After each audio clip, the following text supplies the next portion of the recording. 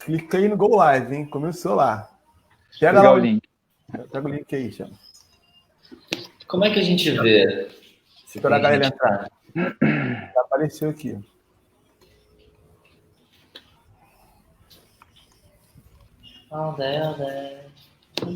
Ah, tá bombando agora, pô.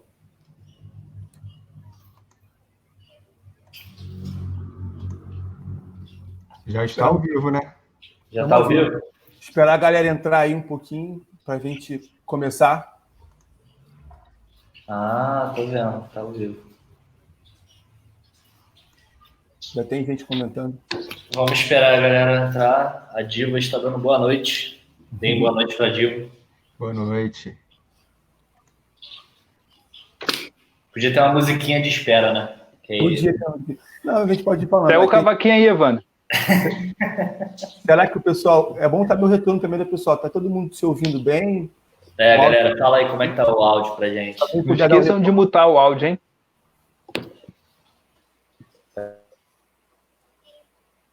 Bem. Espera mais um pouquinho só para o pessoal entrar. Pedro, Rosiane, Diva. Galera, dá um alô aí nos comentários se o áudio está bom, por favor.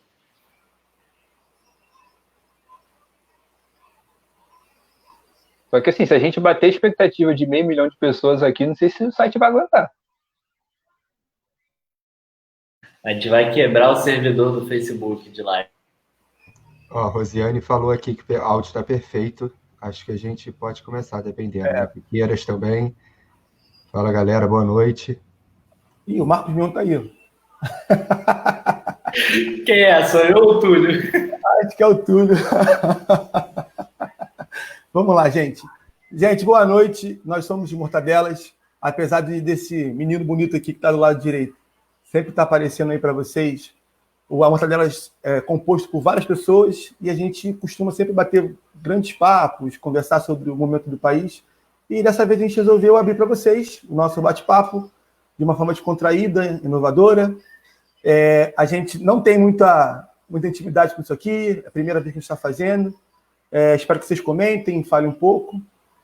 Hoje nós estamos aqui, eu, que sou o Evandro Oliveira, o Luizinho Mourão, que é o cara mais famoso da página, que faz os vídeos, o Túlio, que é o nosso grande diretor-chefe hoje, que está lá em Londres, e o Thiago Tuzzi, que é o nosso grande jurista da página e que está sempre por aí. A gente vai tentar bater um papinho hoje curto, só para fazer como um teste, a depender do retorno de vocês. A gente vai continuar fazendo outras lives. O assunto de hoje, a gente vai tentar explorar um pouquinho do que esse camarada que nos governa, essa grande pessoa que nos governa, chamada Bolsonaro, está querendo com essa pandemia, o que ele pensa, qual é o objetivo dele e qual é o nosso papel, né, que a gente tem que fazer, que a gente pensa em relação a isso e qual é a postura que a esquerda deve ter em relação a isso. Para começar, eu vou deixar a galera se apresentar um pouquinho aí, falar um pouquinho de cada um, e a gente começa o assunto. Luiz, você que tem intimidade com as câmeras, dá um alô para os seus fãs, que a galera já tá te procurando já aí, ó. Fala, galera, boa noite a todos e todas e todos. Estamos aí fazendo um teste. O José falou que não é o Luizinho Mourão, mas sou eu mesmo, tá? Estamos aí fazendo essa live para a gente bater um papo e, como o Evandro falou, é o que a gente faz aqui nos grupos antes de postar as coisas. Então a gente queria abrir esse papo para vocês, até para saber o que vocês estão pensando, porque os fatos estão realmente atropelando a gente e aí todo dia acontece muita coisa. Então a gente precisa pensar isso junto, porque a gente só está tomando porrada aí desde quando? Desde a Dilma? Desde antes disso, né? Bem antes disso. Então, vamos falar um pouquinho aí de alguns temas que a gente separou e comentem aqui também na caixa, não sei se é aqui ou aqui, deixem aí suas perguntas que tem alguém que vai ficar pegando e trazendo aí participação de vocês nesse bate-papo de hoje. Como, por exemplo, aqui a Mirella já está perguntando, como podemos nos mobilizar para tirar o Bozo do poder? É uma boa pergunta? É uma boa pergunta. Então, vou deixar aí para a galera agora continuar e vamos que vamos.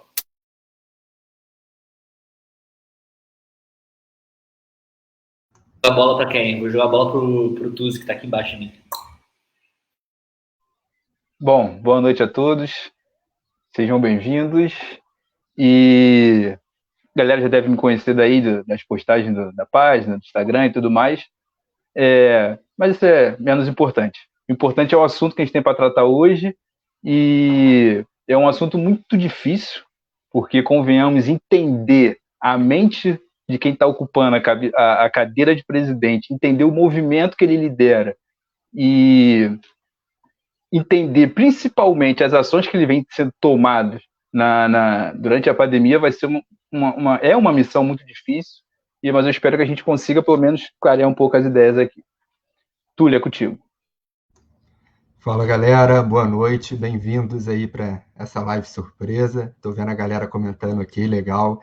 Mirela, Márcia, viu, Inácio também, nosso companheiro comentando aí. Todos bem-vindos. O Evandro brincou aí que eu estou em Londres, parece mesmo, né? Mas é porque aqui, região serrana do Rio, então é muito frio, cara. Não tem como. Eu ainda estou com 2 casacos, eu estou com esse e estou com outro.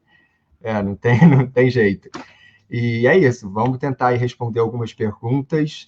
A Mirella já perguntou, né, o que fazer para nos mobilizar. Eu acho que o principal ponto é agir de alguma forma, né? Não aceitar calado. Então, eu acho que todos nós, vocês aí comentando, nós aqui, né, participando da live, eu acho que todos já estamos fazendo alguma coisa, né? O importante é dar esse pontapé inicial e não aceitar ficar submerso a todos esses absurdos aí do governo. É isso. Então, para começar, eu acho que o Thiago pode fazer uma explanação inicial, Thiago, de que o Bolsonaro está querendo, o que você acha que ele está fazendo nessa coisa, essas ações dele de negação do vírus, o que isso para você representa, o que ele pensa com isso? Bom, primeiro a gente tem que reconhecer que é muito difícil interpretar, fazer análise de conjuntura relacionada ao bolsonarismo, relacionada ao Bolsonaro. Por quê? Porque a lógica dele, a lógica do movimento, não é a mesma lógica que a gente. Não é que não há lógica. A gente sempre costuma dizer, né, o que ele faz não tem lógica, é burrice, é imbecilidade, etc. Não, existe uma lógica ali. Só que não é a lógica que a gente está acostumado a lidar, não é a nossa lógica. E por que isso? O Bolsonaro é um cara extremamente ignorante. Ignorante no sentido de quê? No sentido de não deter o conhecimento. Então, e não é um conhecimento específico, ele praticamente não detém conhecimento de nada, né? Então ele é um ignorante em tudo. E aí, quando a pessoa é ignorante de determinado assunto, é ignorante de determinado conteúdo, ela tem 3 opções. Ou ela reconhece a sua ignorância, ou ela estuda para superar a sua ignorância, ou ela nega o conhecimento. Porque a partir do momento que você nega o conhecimento, você não precisa reconhecer que você é ignorante, porque o errado está no conhecimento. Você cria qualquer teoria conspiratória a respeito, enfim.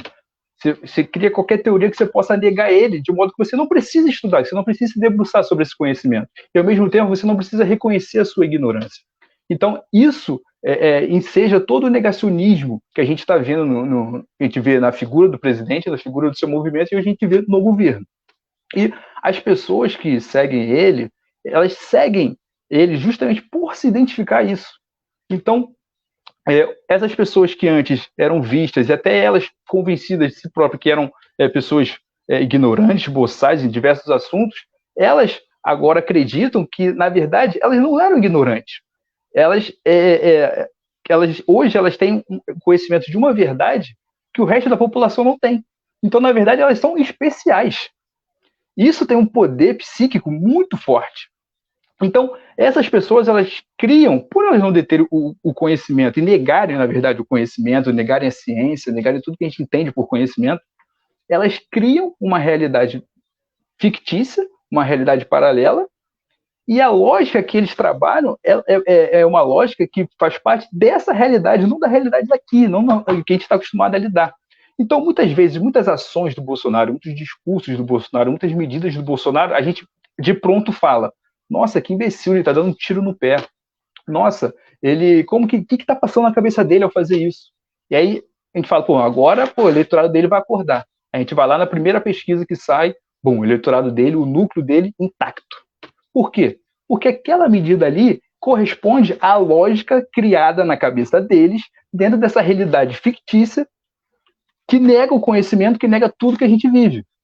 Então, assim, entender isso é um desafio muito grande. E por isso que hoje eu vejo muitas pessoas boas, analistas, errando mais que acertando. E a gente vai errar mais do que acertar, porque é difícil você fazer prognóstico, é difícil você entender de fato qual é a intenção que está ali. É muito joguinho, porque ao mesmo tempo ele é uma pessoa, assim, ignorante de conhecimento, mas tem certa expertise, certa malandragem, e não tem escrúpulos para fazer o que tiver que fazer para os seus interesses. Então, assim, é um desafio. A gente está desde o início da pandemia. Eu tento entender. Às vezes vou para um lado, às vezes vou para o outro. E é difícil, sendo que o porquê que chegou até esse ponto, eu não tenho uma firmeza em afirmar o que é. Por que ele fez isso até chegar a esse ponto? Sendo que agora, para mim, está claro que ele não tem como mais voltar atrás. Ele chegou num ponto que não tem mais como ele voltar. Ele desmereceu o vírus, menosprezou o vírus, ele falou que a economia ia matar mais que o vírus, etc. Enfim, ele tomou um caminho... Ele está usando máscara, pelo menos, né? Oi? Agora ele está usando máscara, pelo menos. Que antes ele Agora não sabia nem usar máscara. Então, assim, ele foi para um caminho que não tem mais volta. Então, qual é o objetivo dele hoje, ao meu ver? Primeiro, é muito claro, eu acho que isso já é consenso, que ele quer jogar a crise econômica, que é inevitável, a gente pode até falar disso depois, que é inevitável a crise econômica. Ele quer jogar essa crise econômica no colo dos governadores. Então, toda a estratégia dele é baseada em quê? Em falar, né, em vender para o público. Olha, eu estou fazendo de tudo para a economia andar, fazendo de tudo para o trabalhador não morrer de fome, e os governadores não estão querendo. Porque eu sei que se a economia quebrar, vai morrer muito mais gente de fome que vai morrer de vírus. E aí quem sai como vilão, dentro dessa narrativa, que é falsa, porque ela é fundamentada em diversas informações falsas, estudos falsos, dentro dessa narrativa ele consegue jogar a crise para o colo dos governadores, que são futuros adversários políticos dele, futuros não, né, atuais já são inimigos declarados, e tenta tirar do colo a responsabilidade dele, que a gente pode falar disso também depois, ele tem muita responsabilidade na crise econômica que a gente está vivendo. Esse é o primeiro ponto. E o segundo, que eu acho que é um objetivo dele também, está ficando cada vez mais claro, que ele quer aproveitar do caos, ele quer aproveitar de toda essa guerra que está acontecendo, essa guerra política em meio a uma pandemia, para implementar o seu projeto autoritário, que sempre foi o seu desejo maior, de poder fazer o que quiser, como bem entender, as atitudes dele mostram isso, e ele quer essa guerra com as instituições, amparada por uma ala de militares, para tomar o poder de uma forma autoritária. E esse é o principal risco, a principal coisa que a gente tem que estar atenta com essa escalada fascista que está acontecendo no país. Eu acho que, de uma forma geral, ele já assumiu o poder, ele já chegou ao poder com essa estratégia, né? A negacionista de tudo que ele... Por mais que você possa mostrar uma pesquisa, mostrar por A mais B que acontece alguma coisa, ele já nega e por isso ele tem resposta para tudo, né? Você vai e mostra para ele que deu errado, está morrendo gente. Aí ele diz que é mentira e nega e acabou. Então esse negacionismo dele sempre se perpetuou desde a época das eleições. E hoje em dia ele continua seguindo essa estratégia dele. Ele vai para cima, em cima de... Esse governo, principalmente, tem isso como característica, né? Acho que o Túlio até vai falar sobre isso. Que é uma característica de negar sobre tudo o que acontece. Você tem uma ciência, um fato, você tem os dados, ele nega e passa por cima e tem seu núcleo duro lá de seguidores que podem corroborar com o que ele está dizendo. Quanto a essa crise do coronavírus e tudo mais, eu interpreto da seguinte maneira. O Bolsonaro sempre foi movido a poder, né? Eu acho que isso está cada vez mais claro. E como que ele enxerga essa questão do coronavírus, que é como o mundo enxerga, né? O mundo sabe que não tem como sair bem financeiramente, né, economicamente da crise. Todos os países sofrerão um baque econômico de uma forma ou outra. Tem previsão aí, a previsão mais tranquila é da economia brasileira retrair aí em torno de 4%. Então, Bolsonaro, sabendo disso, sabendo que não tem uma forma boa de se sair da crise, ele sabe que o país vai ser afetado de alguma forma economicamente, a diferença é como será afetada, né? Pode ser muito afetado ou pouco afetado, a depender da implementação das medidas de isolamento. Mas ele sabe que, de alguma forma, será afetado. E ele sabe que o governo dele não resiste a mais um ano de insucesso econômico, porque ano passado nós já tínhamos o dólar batendo valores recordes, nós já tínhamos o PIB com números piores que nos 2 anos anteriores, né? Nos 2 anos anteriores com Temer, o PIB, salvo engano, foi 1,4 e agora foi 1,1 com Bolsonaro. Então, foram números de crescimento piores que os do Temer. Então, o Brasil não aguenta mais anos assim. Então, a única maneira que ele encontrou foi essa que o Thiago falou, foi jogar essa crise econômica para os governadores, falar, olha, não é culpa minha, eu estou tentando resolver o problema do emprego, estou tentando resolver o problema da economia, e nada disso é culpa minha, tudo é culpa dos prefeitos, culpa dos governadores.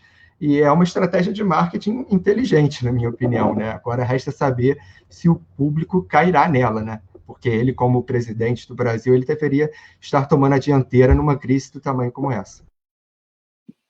Aproveitando o gancho do Túlio sobre essa questão e juntando com o que o Tuzi falou, desse negacionismo, dessa questão da desinformação como informação, né? Porque muita gente passou a participar da política a partir do Bolsonaro, né?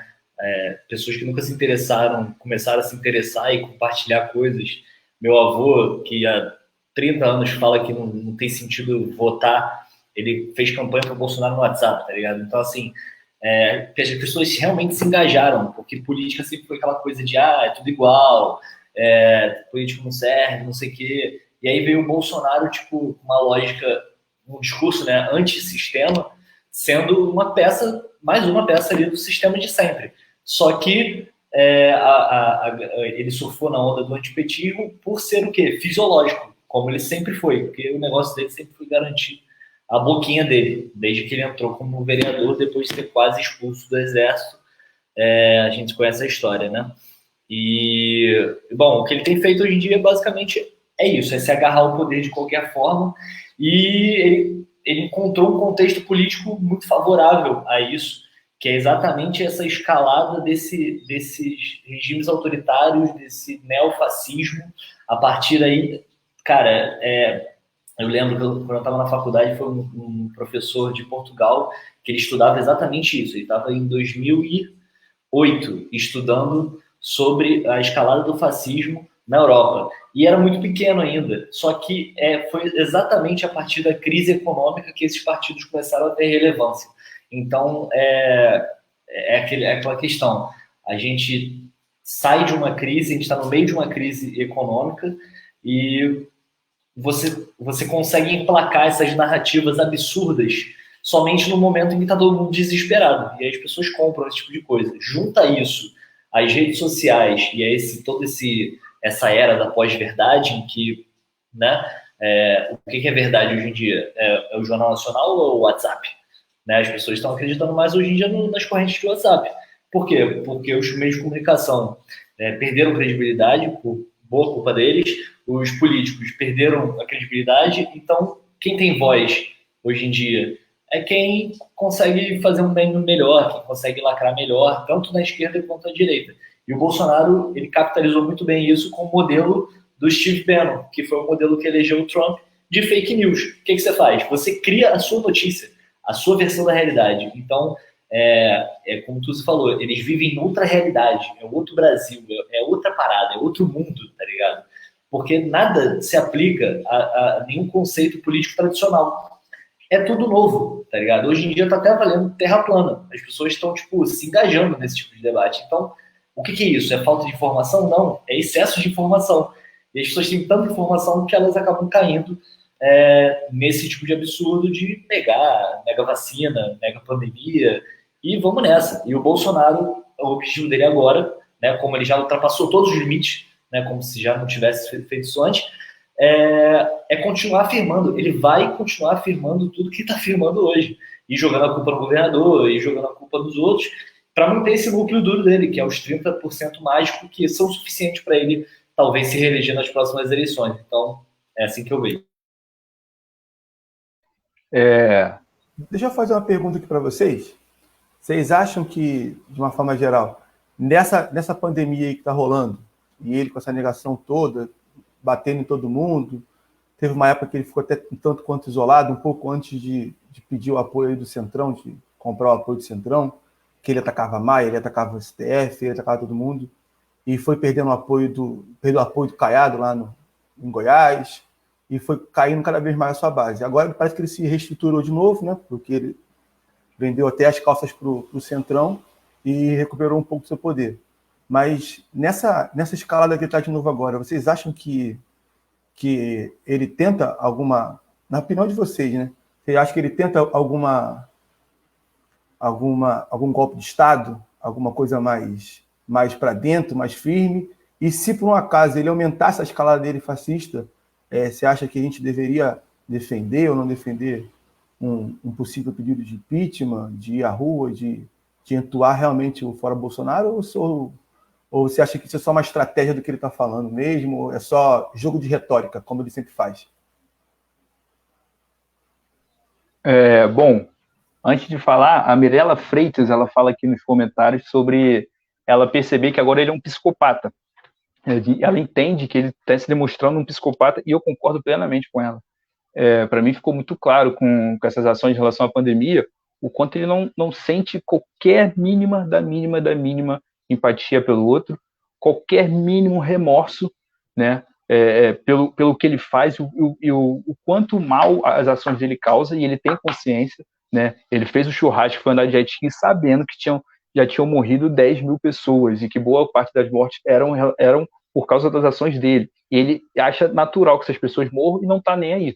Assim, ele tem diversas atitudes durante essa pandemia que demonstram uma psicopatia assim, que é aquela pessoa que é completamente ausente de entender, de ter um mínimo de empatia pelo outro. Ele faz sem remorso nenhum. Se tiver que matar 1 milhão de pessoas, ele mata sem problema nenhum, mata e depois vai andar de jet ski e depois vai fazer churrasco.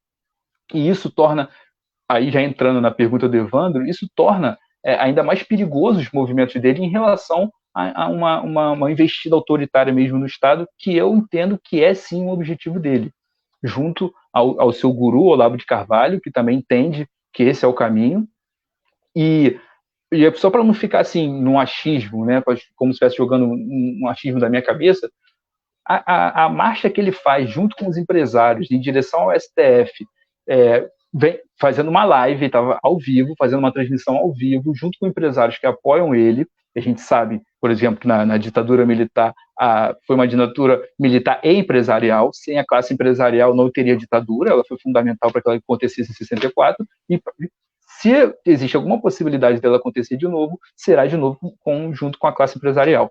E ele marcha com a classe empresarial em direção ao STF, transmitindo ao vivo para todo mundo ver, e com a seguinte narrativa: estou indo junto aqui com os empresários pobres coitados que estão quase morrendo de fome por causa dessa pandemia, por causa da quarentena e do isolamento social, vou até o STF implorar para eles que tenham a sensibilidade em me ajudar a acabar com esse isolamento para que a economia possa fluir. O que ele faz com isso? Ele não só... Antes eu falei dele jogar a culpa para os governadores. Sim, e ele também agora, com esse movimento, ele tenta jogar no colo do STF. Ou seja, STF, se você for omisso, a crise econômica que está por vir, que já estamos vivendo, será de sua responsabilidade também. E ao fazer isso, ele está enfrentando uma das instituições mais importantes para barrar o avanço fascismo, se a gente pensar dentro de uma institucionalidade, óbvio. Eu não acredito que o fascismo seja barrado dessa maneira, mas pensando numa institucionalidade, ele precisa atropelar o STF para que o seu projeto autoritário seja implementado. Se ele vai conseguir ou não, aí já é uma outra discussão, mas que ele tem isso como um dos objetivos, se possível for, tem. E para não ficar de novo solto, a gente lembra que no início da pandemia, ele encomendou um estudo sobre estado de sítio, sobre como ele poderia implementar o estado de sítio, etc. Ou seja, não é a esmo. Isso, inclusive, na época, quando ele saiu essa notícia, me fez pensar que, bom, ele pede, de um lado, ele pede um estudo sobre o estado de sítio, de outro, ele faz medidas que não controlam a pandemia. Ou seja, ele quer o caos, porque através do caos ele consegue implementar sua política autoritária através de um estado de sítio, por exemplo. Então, assim, ele caminha nessa direção, não depende só dele, não depende só da vontade dele, depende. Um dos fatores é que a militar esteja forte ao lado dele, ele precisa ter um apoio popular mínimo, que ele ainda tem, ele tem 30% hoje da população com ele, isso precisa ficar claro também. Então, assim, o perigo, o risco é real, a gente tem que pensar assim, em ações para conter e barrar isso. Não vou falar delas aqui agora para não ficar a minha fala longa, mas para mim é muito real e os movimentos são claros, não é um achismo da minha cabeça. Eu citei 2, mas poderia citar muitos outros. Não sei o que vocês pensam. Só para complementar, não só... Eles deram já vários sinaizinhos, né? Teve o Eduardo Bolsonaro falando do AI-5, teve o Guedes falando do AI-5. Eu acho que é aquele negócio, né? Tu joga para a galera e testa.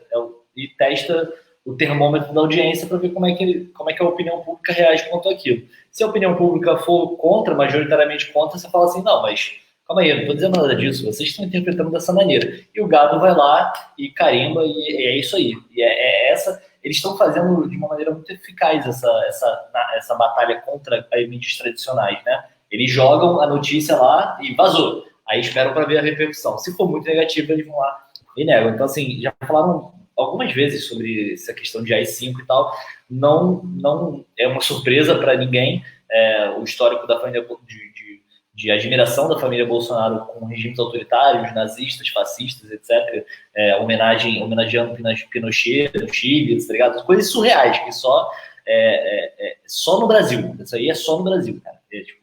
Nem lá fora os grupos de extrema-direita têm uma retórica tão tosca assim. Pelo menos dá uma floreada e tudo mais, cai para a questão de um Estado mais forte, que as instituições já não estão respondendo aos anseios da população, etc.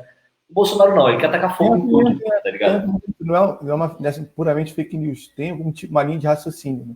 É um debate um pouco mais qualificado. Enfim, eu vou deixar o Túlio falar um pouco sobre essa questão, mas era só para pontuar que não é achismo, eles realmente já deram vários sinais disso. Então, assim, se tiver uma brecha, por que não tentar? Mais da metade da população brasileira não é contra um golpe militar, é só a gente lembrar, entendeu? Então, assim, eu acho que, sabe, tá aí, pode acontecer. Se vai acontecer, não sei.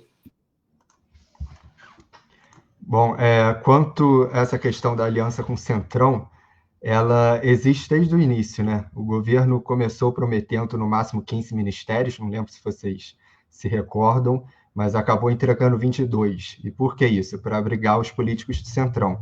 Então, já de início, nós tivemos, né, Onyx Lorenzoni, que no início era Casa Civil, se eu não me engano, Tereza Cristina, que já começou na agricultura, o Mandetta, né, que saiu agora da saúde, do DEM também. Então, só o DEM abocanhou 3 ministérios, né, no início. E houve esse alargamento do número de ministérios justamente para isso, para abrigar o DEM entre os ministros, né? E o Centrão foi fundamental também para a reforma da Previdência, né? Então, essa aliança não é de agora com o Centrão, ela só está mais evidente porque a negociata vai aumentar para evitar o impeachment, que é a única maneira dele evitar o impeachment, hoje em dia, na minha opinião, é fazendo essa aliança com o Centrão, não tem outra forma. E são alianças, né, questionáveis, para dizer no mínimo, né? Ele está colocando agora Roberto Jefferson, está colocando Arthur Lira. Arthur Lira virou presidente do Banco do Nordeste, um banco que tem lucro líquido aí de mais de 1 bilhão. Então, são vários cargos públicos sendo distribuídos aí para o Arthur Lira. Quem não se lembra, ele é um dos nomes envolvidos no chamado, eu não sei se é mensalão do PP, ou se é quatrilhão do PP, mas é um negócio assim, mas ele é do PP e ele é investigado por desvio de verba pública. Ele, o Roberto Jefferson, já foi condenado, inclusive, por corrupção, né? Enfim. Então, são com esses nomes agora que ele está negociando, e é a única maneira dele impedir esse impeachment. Agora, será que é a hora do impeachment? Eu sou meio contra, né, a banalização do instituto do impeachment. Eu acho que afeta bastante o sistema democrático presidencialista, né, que é o sistema em que nós estamos, O nosso sistema não é parlamentarista. Se fosse parlamentarista, aí poderia haver essa discussão de deputados tirarem o primeiro-ministro, né? Enfim. Mas num sistema presidencialista, eu acho que essa troca constante de presidente acaba afetando, sem termos eleições democráticas para tanto. Então, eu fui contra o impeachment da Dilma, né, óbvio, e até pouco tempo atrás eu era contra o do Bolsonaro também, mas né, eu acho que tudo mudou a partir do momento que ele foi utilizar as redes de televisão aí para emitir pronunciamento contrário às recomendações das autoridades sanitárias do mundo inteiro, né, colocando em risco aí a vida de todos os brasileiros, milhões de brasileiros. Então, na minha opinião, ele claramente atenta contra probidade na administração, enfim. Então, aquilo que a Constituição prevê como crime de responsabilidade, né, ele não atuar de modo compatível com a dignidade, com a honra, com o decoro do cargo, eu acho que esse limite ele extrapolou a partir daquele pronunciamento de TV que ele foi contra o isolamento, né? Foi recomendar que as pessoas saiam para as ruas, e que os atletas, né, no caso, os atletas teriam no máximo uma gripezinha, enfim, aquele para mim foi o limite. Eu acho, inclusive, que tem uma diferença substancial, né, nisso aí, e é um pouco do que o Túlio falou. Eu também sou contra a banalização do Instituto do Impeachment, mas a gente tem que entender que o Instituto do Impeachment existe e que ele está na Constituição. Então, se a gente banalizar o Instituto do Impeachment ao ponto dele cometer diversos crimes de responsabilidade e a gente não imputar essas responsabilidades a ele, como você mesmo falou, a gente também está banalizando a Constituição. Então, o que acontece é que o golpe, que foi muito recente, ele vai acabar fazendo assim, vai acabar dando uma ideia para a população de que entrou um presidente, eu não gosto da ideia dele, ele fez tudo de errado, não sei o quê, está fazendo um governo ruim, e eu vou lá e derrubo ele. Sendo que isso não é verdade. O impeachment é para presidente que comete crime de responsabilidade. Isso está na Constituição, tem um rol lá taxativo de quais são os crimes de responsabilidade. E o Bolsonaro incide nele em 2 ou 3, né? Então, com dolo, com tudo configurado. Então a gente fica numa dicotomia. É difícil da gente saber o que defender. Ou a gente defende a Constituição e defende o impeachment dele, ou a gente, para defender a Constituição também, não defende o impeachment para não banalizar o impeachment. Então a gente fica numa linha muito tênue do que é bom ou o que não é. Agora, para descontrair um pouco aqui, ô Luiz, faz um comentário aqui sobre esse comentário aqui do Márcio Agra.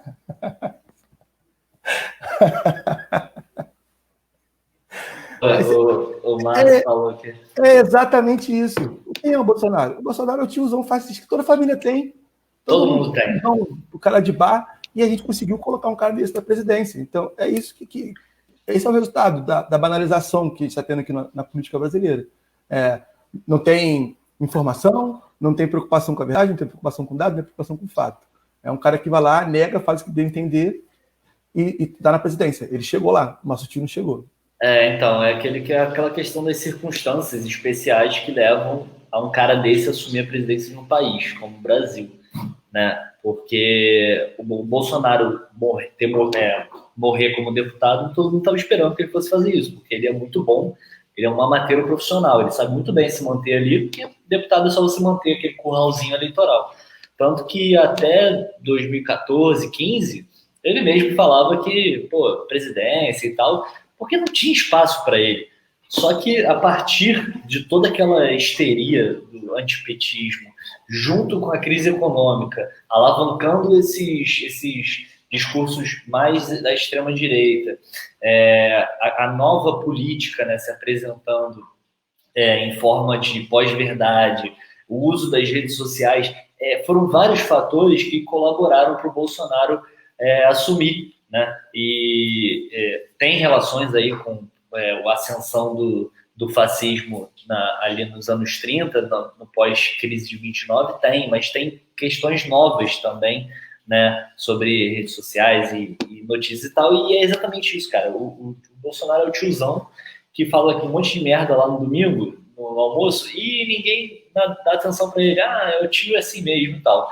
Só que esse cara, ele é presidente do país agora, e o que fazer? né? Como é que você combate a narrativa de um cara que não importa o que você fale, porque argumentos não importam. O que importa essa aqui é a verdade e é isso aí. Então, o Bolsonaro, ele atropela tudo, ele atropela a verdade, ele atropela os fatos, ele atropela tudo, e tá funcionando muito bem até agora, e a gente vê que até as pessoas, como o Ciro Gomes fala, né, a eleição é meio que um casamento, né, você dá o voto de confiança, e aí, para depois fazer o divórcio, é um pouco complicado, então, mesmo as pessoas que votaram nele e se arrependeram e tal, e estão totalmente contra esse discurso dele de minimizar a pandemia e tal, elas ainda estão nesses 30%. Se você perguntar para elas ainda vão dizer assim, tá bom, mas pô, pelo menos, né, não tá tendo essa roubalheira aí do PT. Isso ainda tá, a gente ainda tá nessa ressaca. A gente não saiu disso. A gente tá parado ali em 2015, 2016. E o discurso não mudou. Então, eu acho que... Tem um ponto aí. Vou fechar, vou te passar, Tuzi, mas sobre o Fora Bolsonaro, que a gente estava falando antes aqui, eu falei que eu não tinha opinião formada. Quais são os dois lados da moeda? É o seguinte, tirar o Bolsonaro hoje quer dizer que vai entrar o Mourão no lugar. E o Mourão no lugar vai ser só legitimar todo o programa neoliberal e toda a patota que veio aí para destruir o Estado. Então, pelo menos um Bolsonaro mais inábil, né, barrado ali pelo Congresso, o Bolsonaro brigando com o STF, brigando com o Congresso, brigando com todo mundo, pelo menos ele está governando menos. É assim que eu enxergo, pragmaticamente falando. Então, assim, eu sou fora Bolsonaro? Óbvio, ele não era nem para ter entrado. Mas a questão é a seguinte, se tirar ele hoje, aí a gente vai ter legitimado no poder durante 3 anos, né, ainda que faltam, parece que tem 10 já, o Paulo Guedes e companhia, porque se o Mourão entrar, essa galera toda veio com força. Então, assim, são duas situações que eu, sinceramente, eu ainda não sei. Eu não sei o que é melhor pra gente, sabe?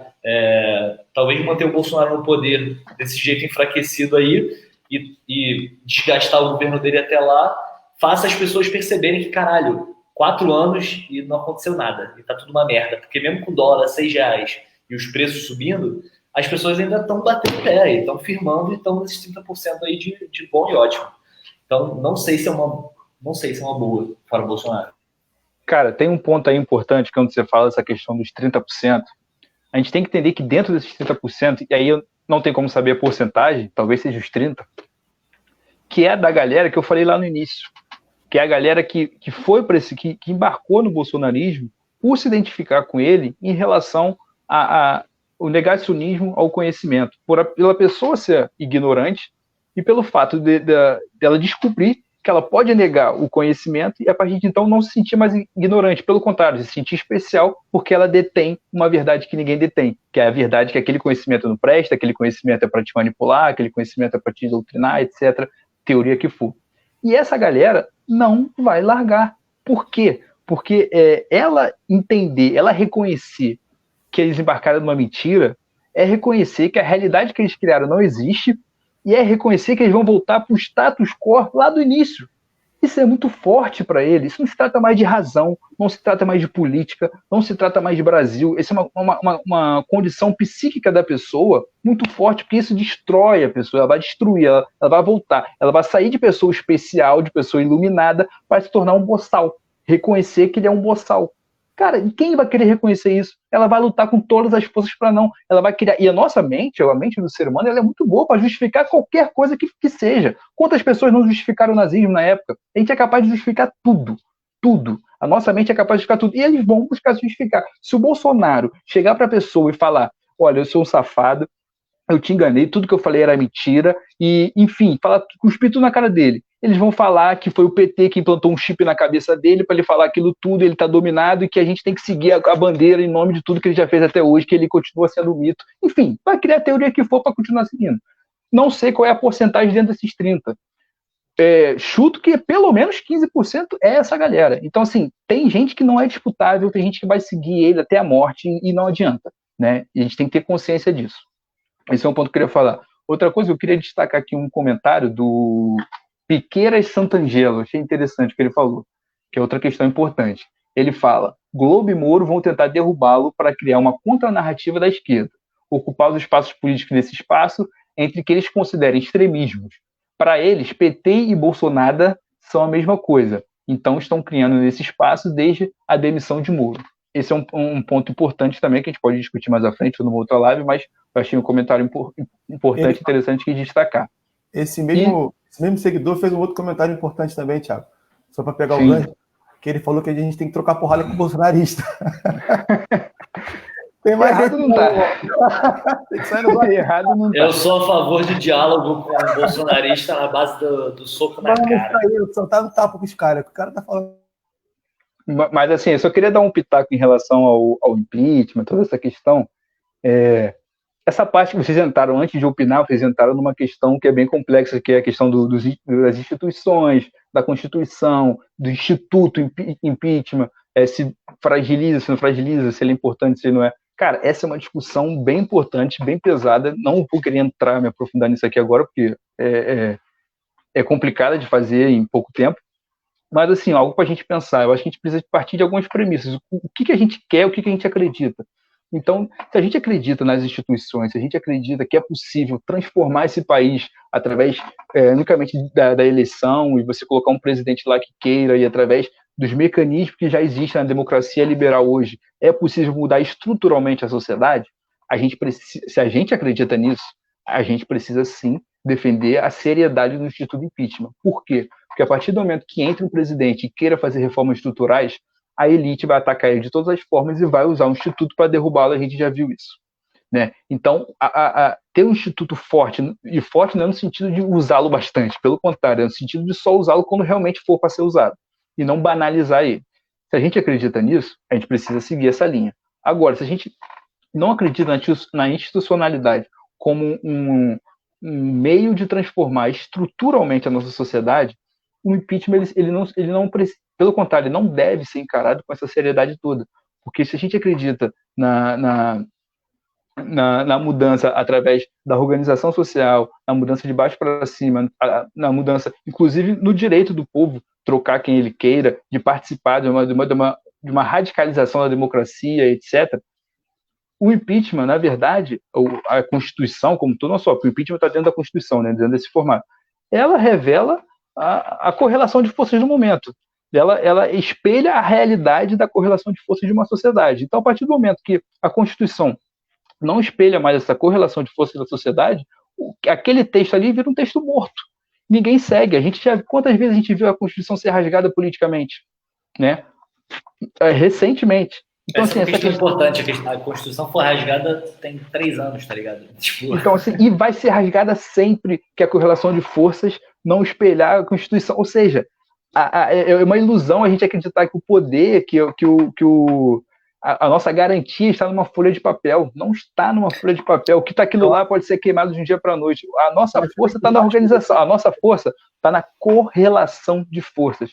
Quando a correlação de forças é favorável, a gente consegue melhorar as coisas. Quando é desfavorável, a gente perde e toma na cabeça, ponto. E foda-se a democracia burguesa. Vou trazer as palavras do Pares aqui. Foda-se essa democracia burguesa que, mano... E só para finalizar, a questão do Bolsonaro, fora o Bolsonaro, politicamente, pensando politicamente, seria interessante. Pandemia à parte, esquece pandemia antes, eu já falei isso para vocês. Ele teria que sangrar para o bolsonarismo desidratar, para muita gente perceber o que de fato ele é, porque se ele cai logo no início, as pessoas aí sim colocariam ele como um mito, né? O cara que tentou bater de frente com o sistema e não deixaram, que não é nada disso. Isso aconteceu com o Trump, tá? Isso aconteceu com o Trump agora, nos Estados Unidos, tá ligado? Não deu em nada o impeachment. É a narrativa perfeita para ele, né? Se ele cair, as pessoas têm que entender, têm que ver como tá vendo nessa pandemia. Tem que ver ele nu, tem que deixar ele nu perante a sociedade para perceber o que ele é, né?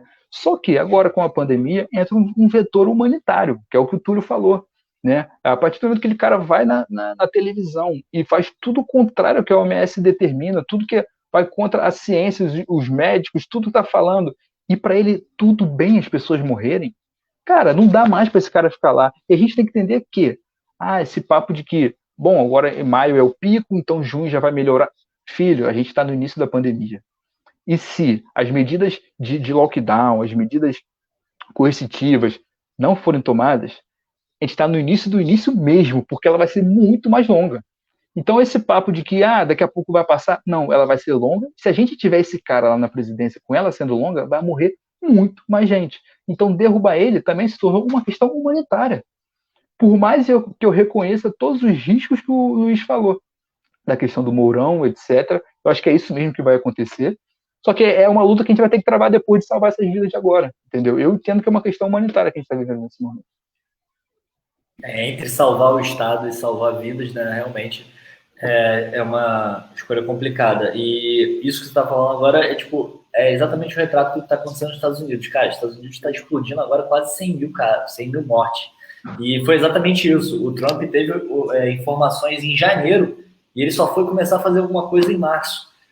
E foi exatamente igual aqui. Os governadores começaram a tomar as atitudes por si próprios e aí ele jogou na mão deles. Né? Tá fazendo igualzinho. O Bolsonaro ele tá copiando tudo que o Trump tá fazendo, inclusive com essa questão da cloroquina. Então, assim, eles governam a partir do mesmo modelo. Só que é isso, né? Que é o que você falou, cara. Apesar dos riscos aí de impeachment, de entrar o Mourão, que só vai aprofundar esse governo de merda, essas propostas bizarras. Mas, nesse momento, eu acho que é importante, né? Salvar algumas milhares de vidas que a gente está perdendo aí por discurso idiota e boçal aí que ele fica falando da boca para fora. Túlio, você quer falar? Eu quero só comentar acho que foi a Mirella que falou sobre a autonomia da PF, meio que mudando de assunto, mas é só para eu retornar ao tema do Centrão. Porque ela falou da autonomia, eu lembrei do tema de corrupção, né, enfim.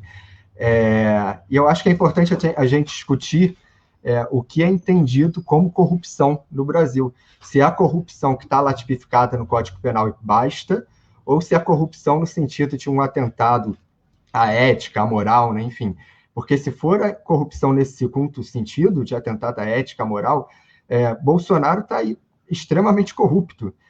E aí eu falei que eu ia retornar ao assunto do Centrão, porque ele ajudou a eleger o Rodrigo Maia, né? Os minions que atacam tanto o Maia, eu acho que eles se esquecem que o Maia só foi eleito com o apoio dos 54 deputados do PSL. E esses 54 deputados do PSL votaram no Maia para reeleger o Maia na Câmara por decisão do Bolsonaro, né? Capitaneados pelo Bolsonaro, que estava tentando uma relação lá na época com o Rodrigo Maia. E Rodrigo Maia, como todos sabem, é delatado, né, por empresários aí da JBS, da Odebrecht, da OAS, enfim. Então, ele já começou com corrupção nisso, né? Essa corrupção no segundo sentido. E aí veio uma série de fatos. Eu lembro que no início ele nomeou um monte de gente, nomeou assessor de página de ódio dele, eu não lembro qual era a página, mas era uma página grande, era um moleque que era recepcionista de hotel e foi nomeado para um cargo de assessor da presidência, ganhando quase 30 mil reais. Aí o Mourão, logo naquele início, também emplacou o filho, com salário também de lá para 30 mil reais. Michele Bolsonaro colocou uma amiga num cargo. Aquele primo do Carlos Bolsonaro também entrou num cargo. Aí foi na época que surgiu... Namorado, respeito. Foi na época que surgiu aquelas denúncias, né? Surgiram aquelas denúncias que o Bolsonaro lá, a família, né? Principalmente o Flávio, depois apareceu isso com o Carlos também, de nomeação de parentes, enfim, para gabinete. E aí apareceu o Queiroz movimentando 7 milhões lá em 4 anos apenas. Lembrando que o triplex foi vendido por 2 milhões e 100. Então o cara movimentou 7 milhões em 4 anos, né? E aí assessores repassando 99% de salário. O Flávio tentou barrar a investigação no STF, e, enfim, é coisa que não para, né? Falaram aí também da Globo, né? Aí eu lembro também da verba da Record, que foi aumentada em mais de 600%, um aumento da verba da Record, que tem metade da audiência da Globo, né? Então, se fosse atender os princípios da administração pública, a Globo teria, por mais que a gente tenha a nossa discordância com a Globo atinge mais pessoas. Então, se eu vou destinar uma verba para publicidade, maior parcela dessa verba tem que ir para a Globo, porque o objetivo da verba é fazer publicidade, é atingir mais gente, né? E aí, não, ele não fez isso, ele aumentou em 600% a verba da Record, que tem metade da audiência da Globo. Deu o passaporte diplomático para o Edir Macedo, falei da Record, lembrei dele. Então, assim, a coisa que não para, o ministro do Turismo... Também faz uma live só dele, só para falar dele. Exatamente, o ministro do Turismo é indiciado por esquema de candidatura laranja e está lá. Aí tentou colocar o filho como embaixador. E aí veio a questão da autonomia da TF também, que a Mirella comentou, e aí eu lembrei, por isso que eu comecei essa fala. Então, assim, o cara é corrupto nesse sentido. Ele é corrupto no sentido que ele atenta moralmente, sabe? A administração pública, ele atenta contra a ética. Então, eu acho que... Ele desligou o aquecimento da piscina. Eu acho que você não está falando desse ponto aí que é importante. Apesar de ser energia solar, ele desligou o aquecimento. Exatamente. Fica fácil, filho. Tem que falar a parte boa também. Para ele... Falar coisa ruim é mole, tá ok? Tem que falar coisa boa que eu faço também. Então não tem como defender, né? A gente tem que começar a apontar essas questões como corrupção para os eleitores deles, porque o eleitor dele tem duas bases, né? Economia e justiça com o Moro. A base do Moro caiu. Então a gente tem que fortalecer essa queda, apontando esses indícios de corrupção todos. Sem contar agora também com esse discurso do Moro, né? Que agora acabou tudo, que agora a Procuradoria lá pediu para ser investigado falsificação ideológica, né, advocacia administrativa, obstrução de justiça, corrupção passiva, enfim. Então, assim, indício de que o cara é corrupto não falta. Falta é a gente apontar isso para o eleitor do Bolsonaro, na minha opinião. Só fazer um destaque aqui. Se todos esses nomes e números que o Túlio estiver falando for verdade, parabéns para o HD dele, né, meu filho? Porque, porra, lembrar de tudo assim... Tá de parabéns. Ou então, a não ser que a gente igual o Ciro Gomes, né? Que fica inventando os números aí. Então... Eu falei um e lembrei o outro. Foi a Mirella que me mudou. A Mirella puxou o filho. Não, mas tá de parabéns. Que belo HD, meu filho. Queria ter um HD desse para lembrar de tudo assim. Olha, a pesquisa que nós não fizemos, o Túlio fez. Não, mas a questão não é só pesquisar, é lembrar, cara. Eu mesmo, se eu pesquisar na hora, eu não vou lembrar de todos os números certinho, não vou. É por isso que esse moleque tá na página. Belíssima contratação, time. Olha só, pegando o gancho do que o Túlio falou, eu puxei aqui a pergunta da Juliana Nascimento, uma advogada de sucesso aqui no Rio de Janeiro, e que ela perguntou assim, e eu acho isso muito interessante. O Túlio falou agora para o final que indício de corrupção não falta para o Bolsonaro, o que falta é a gente informar a população que existe esse indício de corrupção. Então, assim, qual é o nosso papel, né? O que a gente tem que fazer? Nós, como página, pessoas... Falta a gente ter um robô para disparar a mensagem no WhatsApp. Então, essa é uma das soluções, entendeu? Então, assim, mas de que forma o cidadão comum, que não é um robô, cidadão comum, ele pode colaborar para reverter essa situação? Então, assim, eu vou passar a palavra para cada um de vocês, que a gente fala um pouquinho e fecha a live, que a gente já está com 52 minutos, antecipando lá de uma vez. Eu achei a audiência bem bacana para quem está começando. Espero que o pessoal não tenha reparado a nossa gagueira, a quantidade de tempo que a gente fala demais e fica dando mais voltas, mas é a primeira vez que a gente está fazendo, a gente está tentando se acostumar ainda com isso. Mas, nesse sentido, na pergunta da Juliana, pegando aqui o gancho, eu acho que o cidadão comum, para a gente reverter essa situação, a gente tem que, na minha opinião, parar de evitar discussão, parar de acabar com esse negócio de política não se discute, religião não se discute, sair do grupo do WhatsApp da família, porque o meu tio é muito chato com o Bolsonaro, E esse discurso, essa evasão da esquerda de querer discutir, de querer debater, de querer ser pedagógico, que é o mais interessante, de ensinar sua mãe, ensinar seu tio, parar, mostrar notícia, mostrar por A mais B. O Túlio, por exemplo, ele faz as postagens no Facebook dele, no Instagram, uma coisa bem mastigadinho, com os dados, com os números e tal. Não tem como a pessoa chegar ali, bater o olho naquilo, e se quiser ler, se quiser se interessar por aquilo, e não entender o que está acontecendo. Então, eu acho que é importante que a gente continue tendo resiliência, né? De insistência, de querer fazer, de querer tentar, e não desistir, né? Porque a política é ela que resolve a vida da gente. Se você desistir, a gente vai ficar o dia todo reclamando, como a gente está agora, reclamando do Bolsonaro aqui agora. E qual é a solução?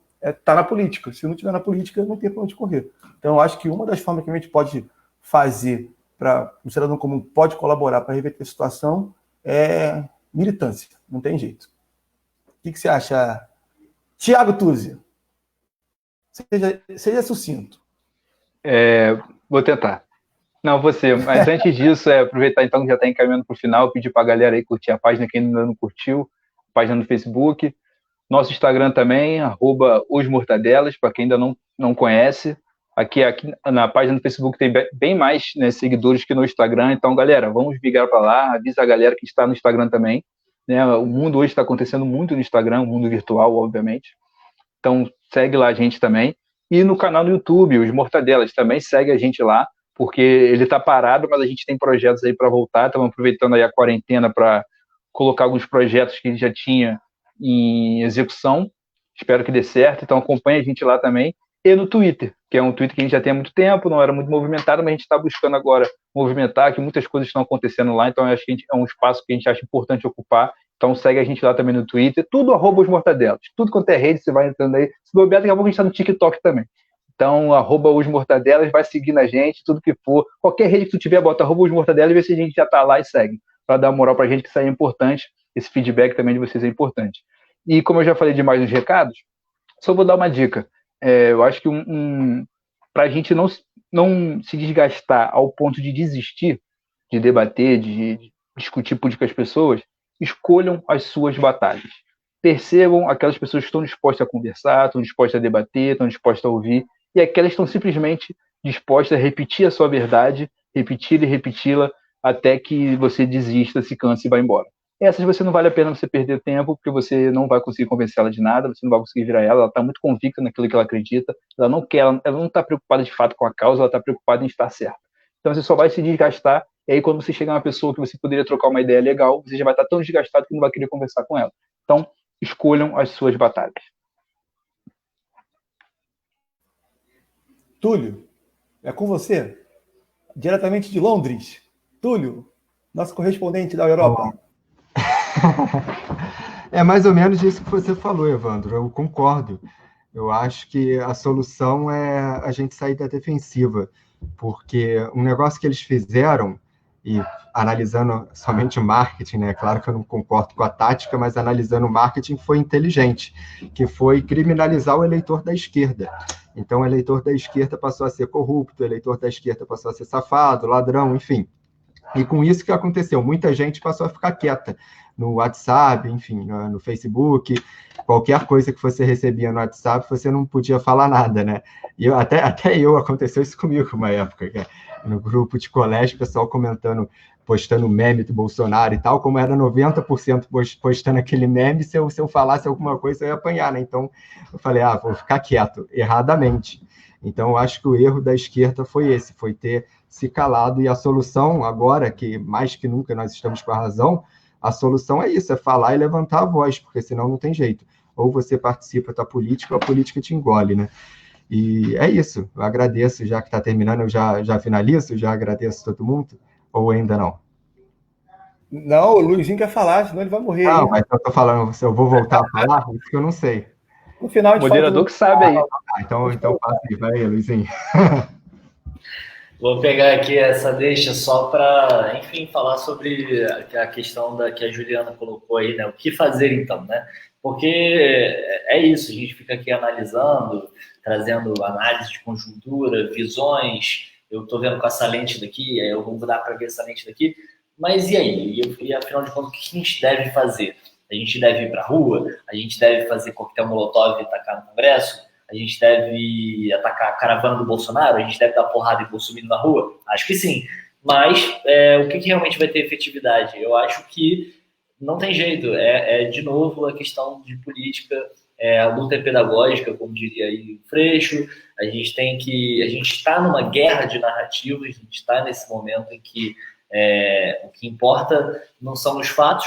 Então, se os fatos não importam, o que importa é como você passa a mensagem. Então, assim, por mais ruim que isso seja, é o jogo. Então, cara, eu acho que a gente tem que jogar o jogo. E pegando aqui um comentário que acho que foi a Mirella que fez, ter robô para disparar notícia verdadeira é ilegal? Não é ilegal, só que é muito caro e a gente não tem dinheiro para fazer isso. E esse é um dos grandes problemas da esquerda, que não consegue financiar redes de comunicação efetivas aí, né? A gente tem o quê? O canal sério e bom aí é o TVT, mas na verdade é uma perna aí do PT, que é quem tem dinheiro. Então, assim, o MBL, ele conseguiu se tornar o que se tornou por conta de meia dúzia de empresários que tinham dinheiro e jogaram dinheiro lá e botaram meia dúzia de moleque retardado para alavancar. Então, assim, foi o dinheiro que alavancou eles e é o que falta na gente. E a luta é essa, a luta é fazer página, contrapor as notícias e apresentar a nossa versão, tá ligado? A gente, é o que o Tuzi falou, cara, a gente tem que escolher as batalhas e não ficar, tipo, também rebatendo tudo que vem pra cima da gente. Cara, fala o que você acha, expõe aquilo, publica, compartilha, porque as pessoas vão ver, tá ligado? Eu acho que é isso. Todo mundo que se convenceu que o Bolsonaro era tudo isso que ele falava que era e que não é, se convenceu a partir das notícias que o Bolsonaro publicou sobre ele, tá ligado? Ele criou as notícias sobre ele, ele fez o marketing e pegou por uma porrada de circunstâncias, mas pegou. Então, assim, a nossa narrativa está enfraquecida hoje, como tu comentou. Cara, qualquer coisa que você vai criticar, o nego ainda vai usar o fantasma do PT. Você é petista, não sei o que, sei lá, quadrilheiro, é defensor de bandido de estimação, político de estimação. Ainda estamos nessa. Então, assim, é pedagógico, é trabalho de formiguinha, e é continuar colocando a nossa verdade, a nossa visão de mundo. Porque essas pessoas, como o Tuzi falou, eles estão enxergando o mundo através de uma lente. É uma lente distorcida, completamente fudida, é uma lente, mas elas estão ali. E sair dessa lente que nem sair da Matrix, tá ligado? É traumático, é pesado. As pessoas não querem admitir que elas apoiaram um imbecil e que elas, portanto, são imbecis também. Mas fazer o quê? A gente é enganado todo dia, cara, sabe? Ter humildade nesse momento. E, então, assim, a gente volta... qual é a nossa estratégia? Deve ser atacar e tudo mais? Cara, você não vai conseguir convencer ninguém falando que, pô, você é muito burro, cara, você acreditou e tal. É até divertido, mas isso não vai convencer ninguém. Então, tá ligado? Aí, só queria fechar um comentário aqui, que eu achei engraçado. Assim, uma das principais coisas que a gente está querendo voltar aqui com o canal, com a live, pega um pouco desse assunto, né? Que a gente está se sentindo no direito, na obrigação, né? No dever de falar mais, de trazer debate. Essa live de hoje, pelo menos para mim, foi muito produtiva, porque a gente conseguiu interagir bastante com os comentários, as pessoas estão fazendo realmente suas sugestões, suas críticas, a gente conseguiu passear um pouco por elas. Mas agora achei engraçado aqui um comentário que o número 3... Olha aqui o comentário, vou puxar aqui, ó. Exatamente o número 3. Você é o cara. O número 3 é o Túlio. O Túlio virou o Eduardo Bolsonaro. Que honra, hein, cara? Você é o 03. Obrigado, Mirella. Eu queria complementar a fala do Luiz, se eu tiver tempo. O Tuzi é o 04, que pegou o condomínio todo. É o 04. Bonitou igual a ele. Vai lá, Thiago, pode fechar. Luiz, eu iria até mais a fundo do que você falou da questão deles olharem o mundo com uma lente, né? Eu acho que, na verdade, eles criaram outro mundo, eles não olham mais para o nosso mundo. Por isso que é tão difícil, eles superaram a questão da lente, que é muito comum de falar, pô, você está enxergando o mundo com uma lente de direita, uma lente... Não, cara, eles criaram um outro mundo e enxergam um outro mundo, entendeu? Não é nem uma questão mais de lente, por isso que é tão difícil penetrar nessa mente, é tão difícil fazer eles... Vem pra cá, cara, o mundo não é esse daqui não, vira pra cá, o mundo é esse, o mundo real é esse aqui, é muito difícil. E outra coisa que eu queria falar, a questão da narrativa, ela é sempre muito importante, que o Luiz falou, perfeito o que ele falou, e a gente tem uma batalha que é a narrativa da pandemia, né? O Bolsonaro, ele tá implantando a sua narrativa de que, enfim, já foi falado aqui, né, da questão da economia, das vidas e tal, sendo que tudo que ele fala é falso. A gente tem estudo científico, a gente tem exemplos pelo mundo, a gente tem exemplos do lado, Argentina, Paraguai, Colômbia, enfim, a gente tem uma munição de conhecimentos palpáveis, reais, para mostrar que tudo que ele está falando é mentira. Como já tem muito tempo, a gente não vamos entrar nesse assunto hoje, mas já até proponho que nas próximas lives a gente debata essa narrativa e desmonte toda essa narrativa que ele tá querendo implantar através de fatos, através de exemplos, através de estudo. Que simples de fazer, porque está na nossa cara, e a nossa realidade também, né? A realidade ela é muito imperativa, então ela vai sobrepor a tudo e vai mostrar, vai esfregar na nossa cara que o que ele está falando é mentira. Mas assim, é muito importante a gente vencer essa narrativa da relação à pandemia, né? Porque ele está jogando tudo agora em cima disso. E, para finalizar, a questão da narrativa, a questão da correlação de força, a questão de você convencer, tudo isso é importante. Só que fascismo não se combate sem ação direta. E por isso aqui eu deixo aqui meus parabéns à torcida do Corinthians, que impediu a manifestação fascista que ia ter na Avenida Paulista. Para quem não sabe, joga aí no Google, torcida do Corinthians impede manifestação na Avenida Paulista, vão ler a notícia lá. É isso, né? Fascismo sem ação direta. Tudo isso que a gente está fazendo é para desembocar em ações diretas para impedir o fascismo de avançar. E continue acompanhando a gente aí, que vamos fazer mais live, como eu falei, com outros temas. Enfim, estão com várias ideias. Se vocês gostaram, fala aí para a gente fazer mais, fazer menos. Dá o feedback, porque como é a nossa primeira, o feedback de vocês vai ser muito importante para a gente moldar as próximas lives, até questão de tempo, se acharam que foi muito, se foi pouco, questão de tema, enfim, tudo que vocês tiverem de opinião, joga aí para a gente elaborar as próximas. Valeu. Tu ia terminar falando, curta, se inscreva no canal. Quase pegou essa deixa do YouTube. Mas obrigado, então, vou agradecer também já a galera. Obrigado aí, galera. Quem comentou também, né? Uma galera comentando, participando, Mirella, Aldri, Ieda, Pedro, Lucas, Wagner, Piqueiras, enfim, tem muita gente que comentou e acho que foi fundamental, né, o comentário de cada um, porque incentivou os nossos tópicos aqui e fez fluir a live. Então, obrigado, um abraço aí para vocês, até a próxima. Tá contigo aí, Evandro. Gente, eu queria também só pedir desculpa por algumas coisas. Vocês sabem que a gente não somos um canal de comunicação profissional. Tá todo mundo na primeira vez, é um improviso. Eu estou na minha casa aqui, aí eu estou com a televisão, conectado com o computador, com o mouse aqui, então, por boa parte do tempo eu não olhei para a tela, eu fiquei igual um ceguinho olhando para cima. E também não consegui colocar o nome da galera aqui, que teve até uma reclamação. Era para ter, né, o nome aqui de cada um, o nome do Luiz, do Thiago, do Túlio, que é o 03, e o meu, que sou o Evandro. Enfim, a gente está começando a aprender a mexer agora na plataforma, mas por mais que tenha esses defeitos, eu acho que deu para a gente bater um papo.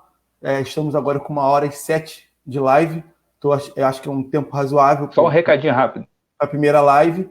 E agradecer demais a presença de todo mundo, os amigos que divulgaram, e esperar que vocês acompanhem no canal, que essa foi surpresa. A próxima a gente vai fazer uma divulgação para vocês saberem um assunto já antes, a data e o horário. E, mais uma vez, pedir para vocês seguirem a gente no Twitter, no Instagram, no Facebook, e se inscrever no nosso canal no YouTube, e implorar para esse rapaz que está aqui à minha direita, aqui, ó, voltar a fazer vídeo, tá? Porque é ele que faz os vídeos. E ele me ajuda a fazer roteiro. Só quer saber de academia agora. Aí tá aí nessa. Thiago, você acha aí? E termina você. Tá bom. Acho que é importante falar, a página não somos só nós 4, não. Tem mais 3 pessoas, né? Hoje somos 7. Hoje eles não puderam participar. E vai ser sempre assim, um dia uns vão estar, outros não. Pode ser que um dia estejam todos, porque ninguém vive disso, né? Cada um tem suas ocupações, enfim. Isso aqui é um idealismo que a gente tenta jogar algum tempo da nossa vida nisso, porque a gente acredita, mas ninguém vive disso, não gera dinheiro, não gera nada, então é sempre com muito sacrifício. E como o Evandro falou, a questão da live, de programar com tema e tal, mas de vez em quando vai ter live surpresa também, de vez em quando der vontade a gente vai entrar para falar, no Instagram também, vamos fazer umas lives no Instagram, entrar para falar, qualquer coisa, bater papo com vocês. Vai ter as lives programadas e vai ter as lives surpresas, então fique sempre atento aí.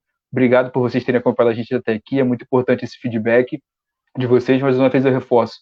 Mande feedback para a gente melhorar as próximas, curta nossas redes sociais, sigam a gente e vamos mantendo esse contato, porque isso também revigora, né? Acho que oxigena a nossa luta para a gente ver que a gente não está sozinho, e o momento é difícil, o momento é caótico, porque a gente tem que lidar com a pandemia, tem que lidar com a crise política, mas juntos, assim, essa troca eu acho que dá uma troca de energia boa. Então, vamos continuar junto e até a próxima. Agradecer aqui só rapidinho, por último, o Cleiton Bezerra, que ele explicou para mim, é só tirar a legenda que aparece. Aí eu fui lá, tirei a legenda e tá aqui os nossos nomes. Muito obrigado, Cleiton Bezerra. Pediu para fazer um salve aqui, ó, para a galera dele da Atlética de Comunicação Social e Artes da Rural. Porra, Rural, tamo junto. Minha universidade, Universidade do Thiago, falando lá. Obrigado pela moral e divulguem aí para as próximas. Um abraço, gente. Muito obrigado. É um prazer estar com vocês. Valeu, galera. Tamo junto. Tchau, tchau. Até mais.